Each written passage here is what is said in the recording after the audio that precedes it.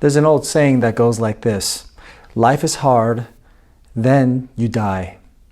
It is quite depressing to think about the end of life. No matter what kind of life you live, what you achieve, we all end up in the same place. We all die. And so there is a misery that we live with towards this unavoidable end. And that is what our Catechism today, question 19, is going to ask. What is the misery of that state where man fell into? All mankind, by their fall, lost communion with God, are under his wrath and curse, and so made liable to all the miseries of this life, to death itself, and to the pains of hell forever. When God created mankind, he created us to be in a perfect relationship with him, a face-to-face relationship. So we were created to be in community but union, one with our God. And in that, we were to experience the favor of God, his blessing, his presence, his light upon us as our Heavenly Father. And in that, humans were to experience the fullness of life. That is what life was to be, this fullness of the favor of God in communion with God. Well, what has sin done but to separate us from God? And so now we have this misery. This misery is understood in the Catechism as a loss of communion with God. We lose communion. We are broken from his fellowship. We see that in the garden when Adam and Eve are removed from Eden, and blocking their way back to the presence of the Father was that angel with the flaming sword to prevent them from coming back into communion with God.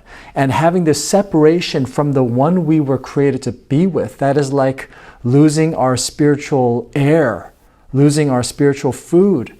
And that is why every human has a deep sense of longing for something greater or outside of themselves.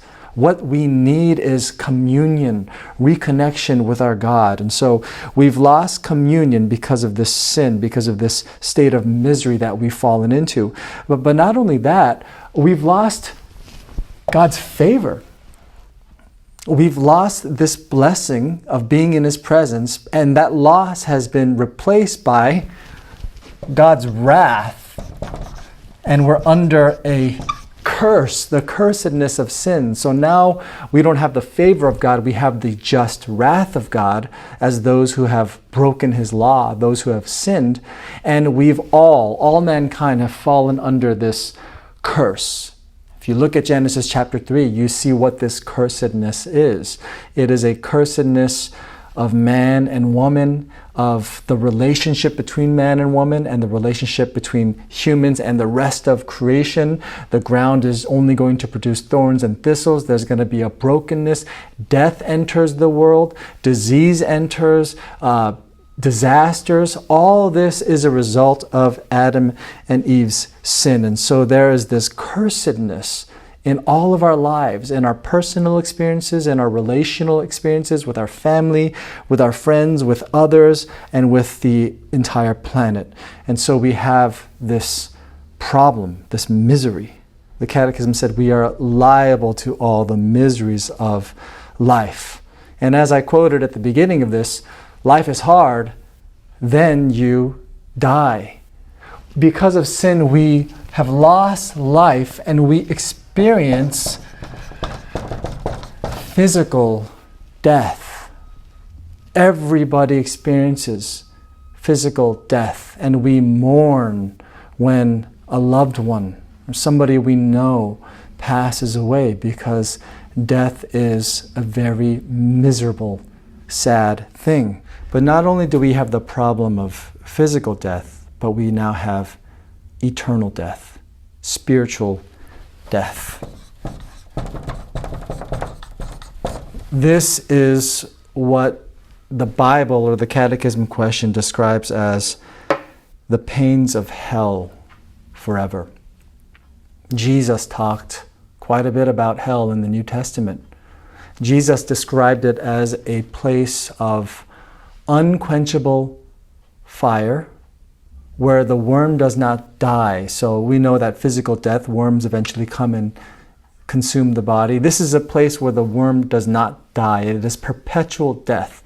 And Jesus describes it as a place of weeping and gnashing of teeth. This is the destiny, the eternal destiny of the one who is in sin, and that is quite miserable to consider. You know, if every human being thought about this honestly, they would be cast into a sense of despair.